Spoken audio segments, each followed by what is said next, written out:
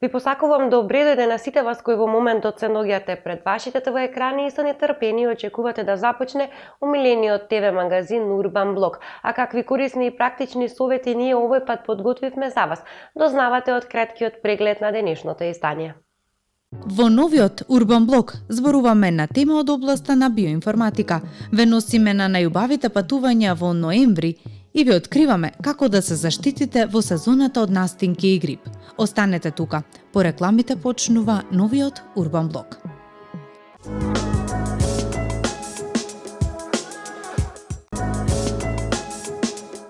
Алергиите може да се појават во било кој период од годината и на било која возраст. Па затоа ние ги прашавме нашите стручни соработници од Центарот за биоинформатика Ревит, како соодветно да се заштитиме и дали е возможно трајно да се излекуваат. Еве што велат тие. Алергиите се имунолошки одговор на одредени супстанции во организмот.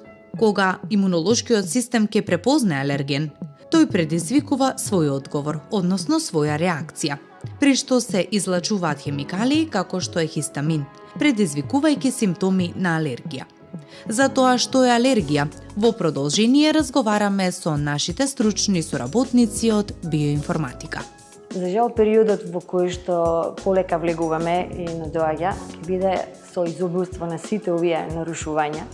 Така да алергиите се нарушувања кои што често ги среќаваме во секоја возрастна структура, од најмалите па и до највозрастните, независно дали зборуваме за инхалаторни, нутритивни алергии, кои што посебно инхалаторните, она што сезонски се јавува во овој период, значи ќе ги имаме во изобилство. Алергиите се реакција на телото, каде што реагира на одредени предизвикувачи, така наречени алергени од средината во која што сме, и на тој начин телото реагира побурно од она што нормално би требало да биде. И сега ваква една состојба нормално дека делува на целата општа состојба на и функционирањето на секој поединец како таков. Од она што го дознаваме низ разговорот, но и од она што го слушаме со години наназад, знаеме дека постојат различни видови на алергии. Тоа се доста различни, меѓутоа во глобала можеме така малку да ги класифицираме и да ги ставиме во една категорија. Ако говориме за една респираторна алергија, значи кога е предизвикана од оние алергени кои што се наоѓаат во воздухот околу нас, во тој случај што се јавува? Пред се јавува непријатност во носот во форма на чешање, се јавува непријатност во грлото како чешање, не е болка, тоа е повеќе непријатност како таква, значи една која што имаат. И при тоа, значи, доаѓа до подкашлување, сува кашлица, една непријатност, може да се јават и промени пратени со солзење на очите. Значи, една нелагодност која што навистина му пречи на секој пациент, кога говориме за инхалаторните. А при тоа, ако зборуваме и за малку појак степен на алергија, во тој случај може да се јават и промени кои што се врзани со промени на кожата. Знаете, кожата е наш најголем орган кој што секогаш покажува што се случува во нашата внатрешност. Сега повторно ќе дојде малку потопли сончеви периоди, каде што имаме и многу луѓе кои што реагираат на сонцето и се појавуваат на оние делови кои што се отворени. Сите го очекуваме, сите ни треба светлината, меѓутоа луѓето кои што навистина имаат проблем и тоа како знаат да ја осетат нелагодноста на сите овие алергиски манифестации кои што ги имаме и се разбира алергии кои што се врзани со еден тип на храна, говориме за нутритивните алергии, и тие имаат многу изразен дискомфорт, значи во смисол на промени по кожата, значи промени во однос на функционирањето на цревниот тракт и сето тоа навистина дава нарушување во секојдневието. Субјективните коби се секогаш многу присутни. Замислете еден човек кој што работи, пример, како преведувач или кој што треба да говори, а при тоа имаме такви симптоми поврзани со горните дишни патишта. Замислете некој кој што е потребно или постојано треба да го посетува тоалетот, ако имаме проблем со дигестивниот тракт, промени на кожата кои што од визуелен аспект или се баш непријатни, не само заради другите, туку и заради субјективното чувство на чешање кое што се јавува. Тоа не се животно загрозувачки, но се апсолутно носители на еден дискомфорт кој што го ствара кај секој поединец. ние даваме терапија, она што ни е достапна, одиме од да кажеме, по-безазлената терапија од антихистаминици, но само ги ставаме под контрола или се трудиме да ги ставиме под контрола симптомите, тоа не мора секогаш да го успеваме, затоа што нашите пациенти, нашите луѓе, сограѓани се секогаш изложени на алергените надвор и не секогаш успеваме да ги покриеме. И се она што понатаму користиме во терапија, дали тоа е она што ќе се внесе преку уста во форма на таблетка, или со малку поширок спектар на делување, малку поинаков начин и механизам, дали она што е надворешно, не секогаш успеваме да ги ставиме под контрола и она што е различно е тоа што дека говориме само за симптоматска терапија. И она што веруваме не интересира сите. Дали е возможно алергијата трајно да се реши? Одговорот го имаме во продолжение.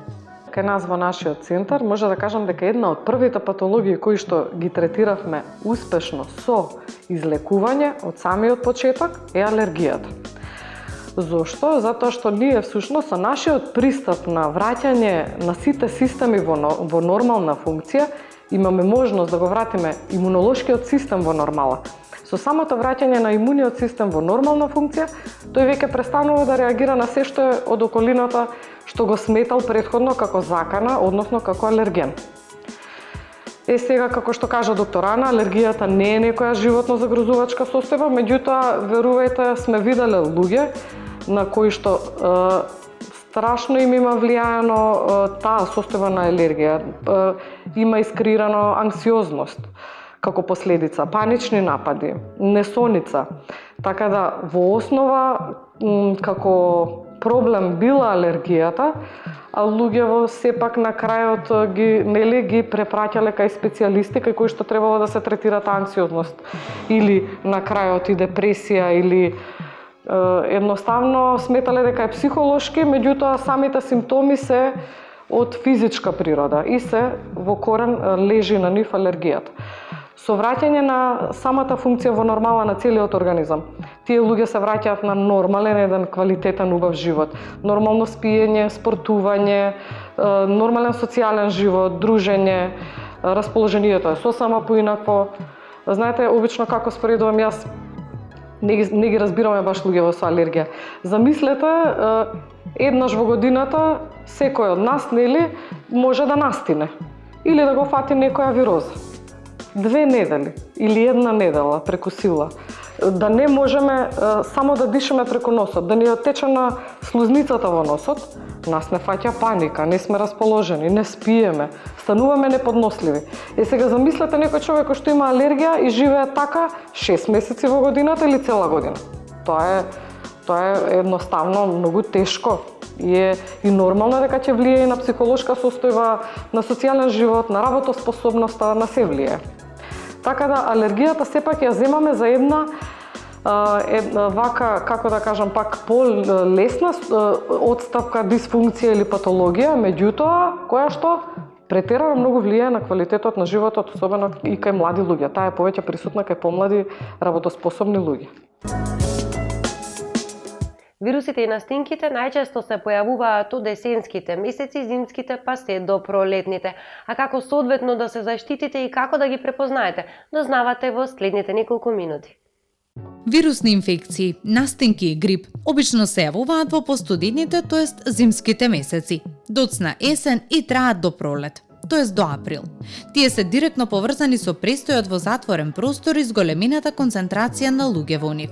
Овие инфекции можат сериозно да го нарушат здравието, затоа е важно да се преземат чекори за спречување на овие болести, како што се вакцинација и соодветни хигиенски и диететски мерки за зајакнување на имунитетот на организмот.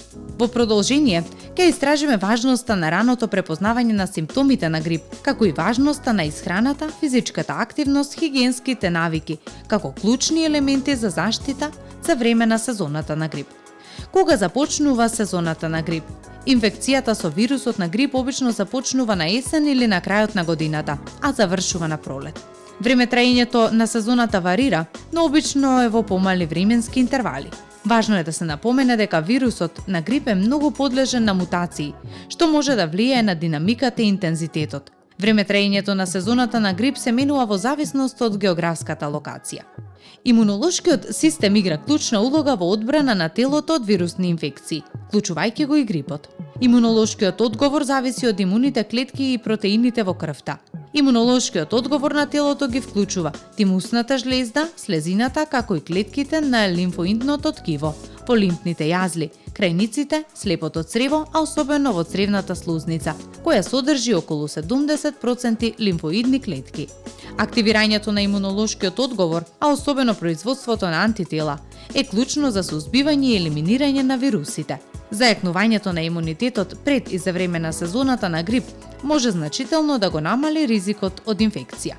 Правилната исхрана игра клучна улога во одржување на силен имунолошки систем, особено за време на сезоната на грип. Разновидната и хранливо богата исхрана му обезбедува на телото потребни хранливи материи кои ги поддржуваат имунолошките функции.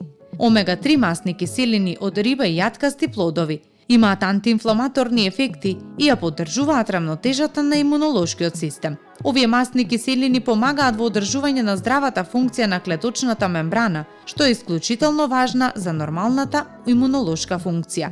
Цинкот е есенцијален минерал кој игра клучна улога во одржување на интегритетот на кожата и мукозните мембрани, тоест бариери што спречуваат вирусите да влезат во телото. Храна како што е месо, млечни производи, јаткасти плодови и интегрални житарки се извори на цинк и треба да бидат вклучени во исхраната за да се поддржи функцијата на имунолошкиот систем. Пробиотиците се корисни бактерии кои помагаат во одржување на нормалната цревна флора, така наречениот микробиом, кој игра клучна улога во имунолошкиот одговор. Затоа за време на сезоната на грип треба да конзумирате јогурт, кефир, кисела зелка и ферментирана храна во поголеми количини. Треба да се запомни дека околу 70% од имунолошките клетки се создаваат во лимфното ткиво на здравата цревна слузница. Пробиотските бактерии играат важна улога во производството на витамини од групата Б, кои се важни за подобрување на имунитетот. Во некои случаи, суплементацијата со витамини може да биде корисна, особено ако внесот на одредени витамини преку исхраната е недоволен. Витамините како што се Д, Е, Б и С играат важна улога во поддршката на имунолошкиот систем. Пред да започнете со суплементација, се препорачува да се консултирате со специјалист за да се утврдат индивидуалните потреби. Витаминските коктели кои го зајакнуваат имунитетот, вклучувањето на разновидна храна во вашата исхрана може значително да придонесе за зајакнување на имунолошкиот систем и зголемување на отпорноста на телото од вируси, вклучувајќи ги и вирусите на грип. Но важно е да се нагласи дека правилната исхрана е само еден од елементите од сеопфатниот пристап кон одржување на здравието, а во комбинација со други здрави навики во начинот на живот придонесува за сеопфатно зајакнување на имунолошкиот систем за време на сезоната на грип. Особено треба да избегнувате храна богата со концентрирани јаглен хидрати и заситени масти, како што се разни индустријски производи во форма на грицки и брза храна, и да охрабрувате храна богата со растителни влакна, како овошје и зеленчук, незаситени масни киселини, како јаткасти плодови, како и медитеранска исхрана, како риба и морски плодови. Редовната физичка активност се покажа како ефикасен начин за зајакнување на имунитетот. Вежбањето ја подобрува циркулацијата, промовира здрава функција на органите, вклучувајќи го срцето и белите дробови, и ги намалува нивоата на стрес. Квалитетниот сон исто така игра клучна улога во зајакнување на имунолошкиот систем. За време на длабокиот сон се лачат хормон на раст и мелатонин. Телото се обновува и ја зајакнува својата одбрана и отпорност на инфекции. Бидејќи вирусните инфекции се така наречени респираторни инфекции, кои се пренесуваат преку воздух и мали капки полни со патогени, потребно е да се избегнува престој во затворен простор со голем број луѓе за време на сезоната на грип. Доколку тоа не е можно, се препорачува носење на маска, редовно миење на рацете со сапун и топла вода, избегнување на допирање на лицето со раце и употреба на средства за дезинфекција. Може да го намалат ризикот од пренесување на вирусот. Одржувањето на хигиената во заедничките простории, како што се работните места и училиштата, е исто така клучно за колективна превенција. Ноември е можеби еден од најубавите периоди во годината за да одберете некоја прекрасна дестинација која можеби досега не сте ја посетили и да отпатувате. Каде ние овој пат ве водиме? Дознавате во следните неколку минути. Иако можеби ноември го поврзувате со тажно, сиво време и приближувањето на зимата, тој е одличен месец за патување. А каде да патувате? Ако сакате да избегате од студот, можете да одите некаде каде што е топло, каде што сонцето и морето ве чекаат. Сепак, ако сакате да ја видите градската архитектура и музеите без преголеми гужви што се присутни за време на главната туристичка сезона, можете да одите во еден од прекрасните европски градови. Избравме неколку дестинации каде што можете да патувате во ноември, сами со вашето семејство или вашиот партнер. За почеток, Копенхаген. Прекрасната данска престолнина е поврзана со скулптурата Малата сирена, стара повеќе од 100 години. Скулптурата е почит кон популарниот лик создаден од авторот Ханс Кристиан Андерсен и е една од атракциите во Копенхаген што мора да се видат. Просечните дневни температури во Копенхаген во ноември се помеѓу 4 и 7 степени Целзиусови, па затоа ќе сакате да се облечете топло додека истражувате иконски знаменитости, како што се Палатата, Националниот музеј на Данска и градините Тиволи. За целосно искуство уживајте во еден од традиционалните ноемвриски настани во Копенхаген, како што е лов на Хубертус во паркот со елени. Тоа е коњска трка што се одржува секоја година и има традиција од над 100 години. Друго незаборавно искуство во кое можете да се препуштите е скијањето на вештачка скијачка патека на Копенхел. Следна на листата е Кордоба, прекрасен и древен историски град со многу архитектонски знаменитости, што ќе сакате да ги истражите. Помеѓу нив е и големата џамија, која е изградена во 8 век и се смета за едно од најголемите дела на исламската архитектура. Други прекрасни историски знаменитости се Алексар де лос Рейс Кристијанос и Римскиот мост. Прекрасното време во ноември со просечни дневни температури помеѓу 7 и 18 степени Целзиусови ќе го направи вашето истражување на Кордоба уште попријатно. Доколку сте заинтересирани да ги посетите спомениците и музеите во градот, сигурно ќе бидете импресионирани од познатиот археолошки музеј. Салцбург е град на Моцарт и еден од најубавите божикни пазари во цела Европа. Тие почнуваат да се отвораат кон крајот на ноември. Ако сакате да го почувствувате раниот вкус на божик без декемвриските гужви, овој прекрасен австријски град е совршена дестинација за ноември. На божикните пазари можете да јадете миризливи печени костени, да пиете вкусен пунч или божикно греено вино и да се препуштите на купување традиционални божикни предмети, како што се свекници и резби од дрво. Еден од најпознатите божикни пазари е на плоштадот и најстариот во Салцбург, но има уште многу други за избор. Австрија е една од најпопуларните дестинации за одмор во постудените месеци, со просечни температури од 1 до 8 степени Целзиусови во ноември. Но доколку ви стане студено, можете да седнете на шолја топло чоколадо со крем во омиленото кафуле на Моцарт, кафе Томасели. Можете да ја посетите и куќата каде што е роден Моцарт, која сега е музеј на отворено со име Моцарт Хаус, или многуте палати и познати замоци во Салцбург, вклучувајќи го и вчудениот видувачкиот прекрасен дворец Мирабел. Ако ви недостасува сонце и малку потопли температури во ноември, можете да патувате на Канарските острови. Со нивната пријатна клима, тие се погодни за одмор во било кое време од годината, но ноември е особено пријатно за посета. Со просек од 9 часа сончево време и просечна дневна температура помеѓу 18 и 23 степени, времето во текот на ноември е практично идеално за релаксирачки одмор. Ако сте поавантуристички настроени, ноември е исто така сезона на совршени бранови на Канарските острови. Ке најдете многу соодветни локации за сурфање, вклучувајќи ги Тенерифе и Ланзароте. Во Тенерифе можете да ги доживеете и прекрасните погледи на прекрасниот национален парк Теиде. Именуван е по истоимениот вулкан и е највисоката точка во Шпанија. Други работи што можете да ги правите во ноември вклучуваат пливање или нуркање на многуте прекрасни плажи или истражување на нивните шармантни градови, како што се Терор во Гран Канарија или Сан Кристобал де ла Лагуна во Тенерифе. Ноември е еден од најубавите месеци за патување во Куба и посета на неверојатно интересната Хавана.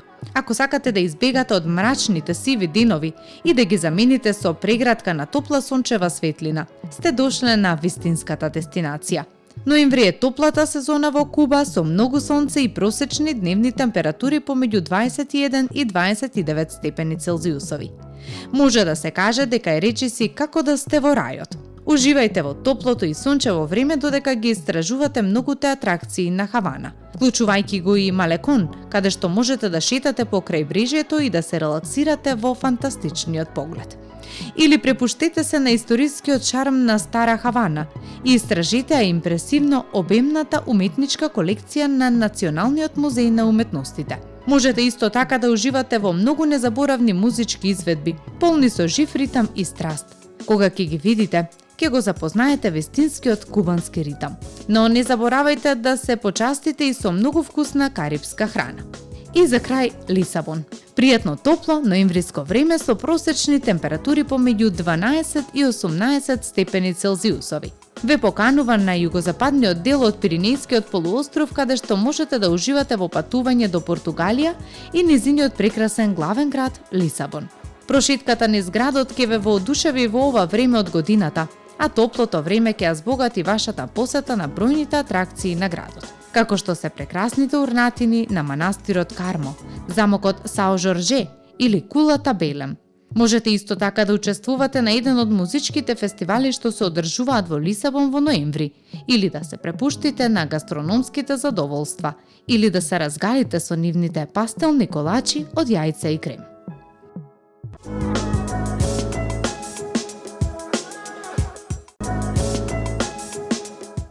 Со ова го завршуваме нашето денешно дружење и верувам дека и овој пат останавте со нас до самиот крај, а сето тоа се должи на изборот на содржини. Бидете тука и следната недела кога повторно се гледаме со нови и уште покорисни и практични содржини. А до тогаш не заборавајте да бидете урбани.